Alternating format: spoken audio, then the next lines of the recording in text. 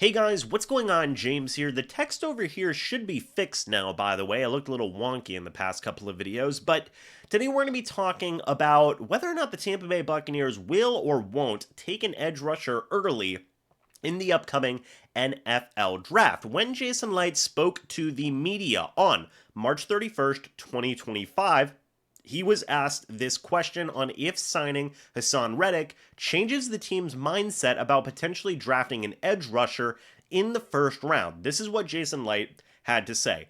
I don't know if it changes the mindset there. We've got a few players, a handful of players like we do every year, that we think could be there at pick number 19, including edge rushers. I think we're going to stick to what's the best player, and if it happens to be an edge rusher, it's an edge rusher. Now, we've talked about best player available and all these different types of things before, right? And it's such a subjective thing, okay?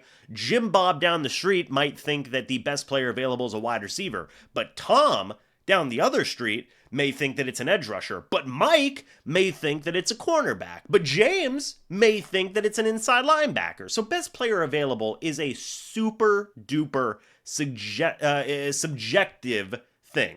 Okay, that's just the way it is, right? So really, you can have a different definition depending on who you ask. Ultimately, what decides that is, what do the Bucs think is the best player available? Who do the Bucs think is the best player available? And it is encouraging to hear, and it should be the answer of doesn't really change the mindset with the signing of Haason Reddick, because I do believe the Buccaneers should still be very interested in taking an edge rusher early, if not in round number 1. If that's a Donovan Ezeraku, if that's a Nick Scorton, if that's somebody else who has had, hopefully, some good production levels at the college level, because Jason Light has said before that typically, if you do produce great numbers in college, that usually does translate well to the NFL level. So that's probably going to be players that the Bucs may be targeting here coming up soon.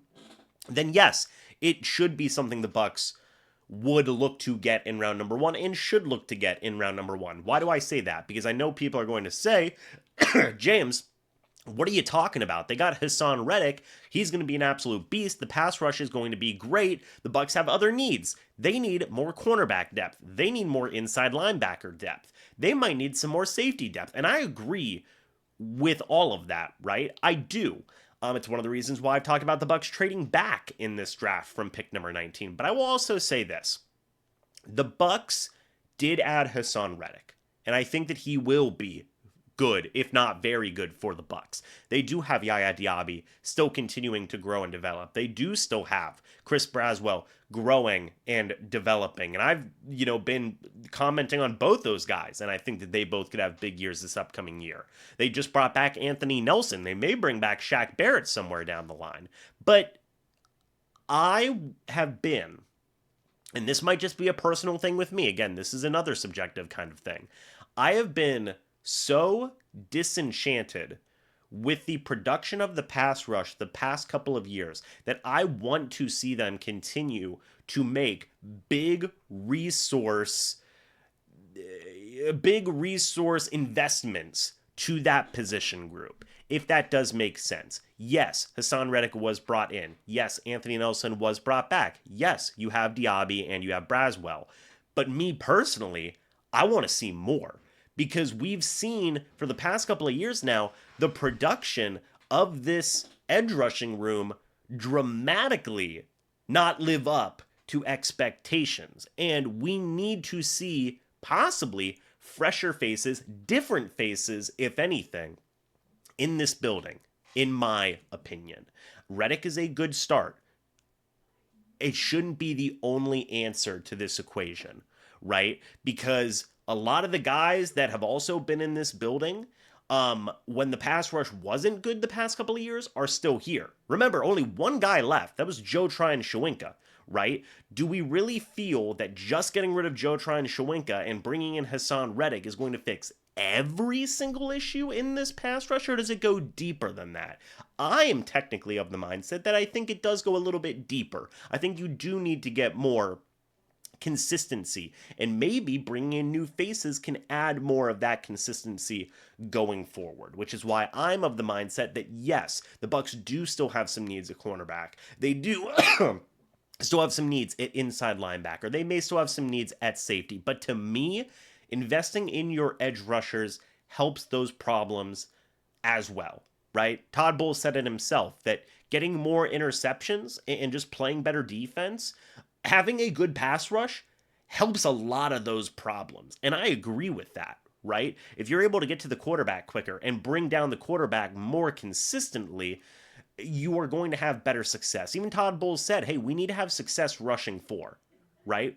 And I agree with that. They do need to have better success rushing for. And I think that that continues by having strong investment in your edge rushers. You can never have enough good edge rushers, in my opinion. You can still address those needs at corner, at inside linebacker in rounds 2, round 3. A lot of people like Servassier Dennis. He was a 5th round draft pick, right? A lot of people like Chris Godwin. He was a 3rd round draft pick. You can get impact players in more rounds than just round 1.